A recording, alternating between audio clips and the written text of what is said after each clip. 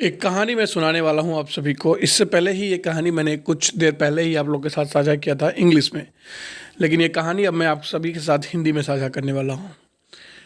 ये कहानी है सीनियर सिटीजन की, जिनकी उम्र जो है 70 साल के ऊपर हो चुकी है, या वो 70 के करीब पहुँच रहे हैं। रिटायर हो चुके हैं अपने जॉब से, जो भी वो काम करते थे वो सब अब रिटायर हो चुके हैं। रिटायर होने के बाद की उनकी क्या स्थिति है, क्या परिस्थिति है, वह आप समझिए। काफ़ी कुछ बयां करता है यह पोस्ट। कहा जाता है कि 70 साल के बाद जो एक सीनियर सिटीजन है, यानी वयोवृद्ध व्यक्ति है, वह किसी प्रकार के मेडिकल इंश्योरेंस के लिए एलिजिबल नहीं रह जाता है।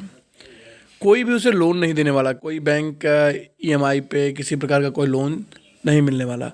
ड्राइविंग लाइसेंस पहले ही कैंसिल हो जाता है। उसके बाद कोई जॉब नहीं रह जाती है, क्योंकि जॉब न मिलने के पीछे शारीरिक अक्षमता हो जाती है। लोग कमज़ोर हो जाते हैं 70 साल के बाद, इस वजह से उन्हें जॉब नहीं मिल पाती है।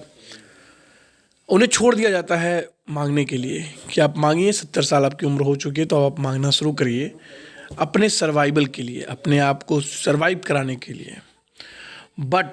लेकिन इन्हें हर एक चीज़ पे टैक्स देना पड़ता है। चाहे आप कुछ भी लेते हैं, अपना मेडिकल कोई किट लेते हैं, खाने पीने की चीज़ें लेते हैं, जो कुछ भी जहाँ पर भी टैक्स लिया जाना चाहिए वो सब जगह सीनियर सिटीजन से टैक्स लिया जाता है। किसी भी प्रकार का उनका परचेज होता है, सर्वाइवल के लिए जो परचेज वो लेते हैं उन सभी पे उनको टैक्स देना पड़ता है। यहाँ पर आप समझिए, does not senior citizen who has no dependencies in their life needs justification in their young time they paid all taxes. तो जब सीनियर सिटीजन का मतलब उनके ऊपर कोई डिपेंडेंसी नहीं रह जाती, जब वो सीनियर सिटीजन हो जाते हैं और उसके बाद वो अपने यंग एज पे हर प्रकार के, जब मतलब यंग टाइम से ही, जब वो युवा रहते हैं तब से ही वो पेमेंट करते हैं, हर प्रकार के टैक्स भरते रहते हैं। गवर्नमेंट जो है कई करोड़ रुपए, कई प्रकार की स्कीम लॉन्च करती है, लेकिन कहीं ना कहीं वो स्कीम जैसे है वो इनरिलेवेंट हो जाता है। यानी उनको उस हिसाब से सहूलियत या फिर उस हिसाब से सुविधा नहीं प्रदान कर पाता है जो कि एज अ सीनियर सिटीजन उन्हें मिलना चाहिए। क्योंकि जैसा आपको पता है, कुछ स्कीम्स ऐसे हैं जिसमें कि इनरिलेवेंट तरीके से, जिसका रिव्यू होना था 3 साल पे, रिव्यू नहीं हुआ, इस वजह से वो महंगाई के हिसाब से जुड़ नहीं पाया। पेंशन तो मिलता है वयोवृद्ध व्यक्तियों को, लेकिन वो इतना कम होता है कि शायद उसमें 1 महीने का रेगुलर वो दूध नहीं ले सकते हैं, या एक छोटी चीज़ें अपनी जो ज़रूरत की चीज़ें होती हैं, कोई मेडिकल दवाइयाँ हो गई, मेडिकल किट हो गई, तमाम तरह के लेने पड़ते हैं, वो नहीं ले पाते हैं।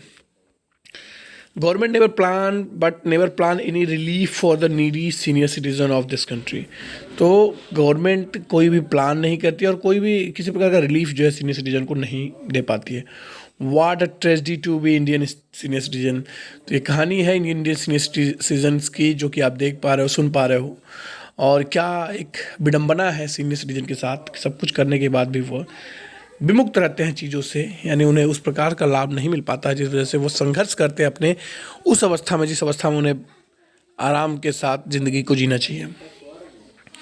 एटलीस्ट मैं कहना चाहूँगा आप सभी से कि इस मैसेज को, इस इम्पॉर्टेंट स्टोरी को आप शेयर करिए सोशल मीडिया पे, जहाँ तक हो सके आप इसको शेयर करिए। जिन लोगों से आप जुड़े हुए हैं उन लोगों के साथ शेयर करिए। तो कहीं जो गवर्नमेंट है, जो सरकार है, उसके कानों तक ये बात जो है कहीं ना कहीं पहुंच सके, इस हिसाब से इसको ज़्यादा से ज़्यादा लोगों तक शेयर करिएगा। यह बात कही गई है आखिरी में।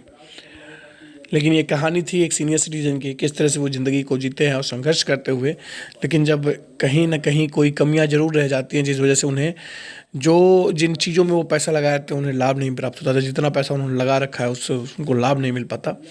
ये सोचने की बातें हैं, ये काफ़ी महत्वपूर्ण बातें हैं, और ये बातें एक आम इंसान से जुड़ी हुई है। कोई पॉलिटिकल मुद्दा या फिर या कोई किसी का निजी मसला नहीं है। ये एक संपूर्ण सीनियर सिटीजन की अगर आप बात करें, जब वो चलने में सक्षम हो जाते हैं, जब वो चल फिर नहीं पाते हैं अच्छी तरीके से, तब उन्हें कितनी दिक्कतें होती हैं। उन सभी में उनको कम से कम ऐसे स्कीम्स होने चाहिए जो कि उनको सहूलियत प्रदान कर सके। लेकिन ऐसे कई सारे स्कीम्स हैं, ऐसा भी नहीं है कि सरकारें कुछ नहीं की हुई हैं, लेकिन वो कहीं ना कहीं सभी को उसमें नहीं समाहित कर पाती हैं।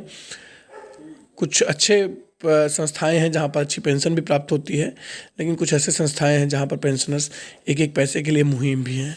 तो दोनों तरह की बातें हैं, इसको समझना चाहिए सरकार को और इसके ऊपर जल्द से जल्द समाधान दिखाना चाहिए। कुछ एक स्कीम में आज भी लाखों रुपए पेंशन जो है बतौर पेंशनर्स प्राप्त कर रहे हैं, लेकिन कुछ एक स्कीम में 1,000 रुपये से भी कम पेंशन मिल रहा है।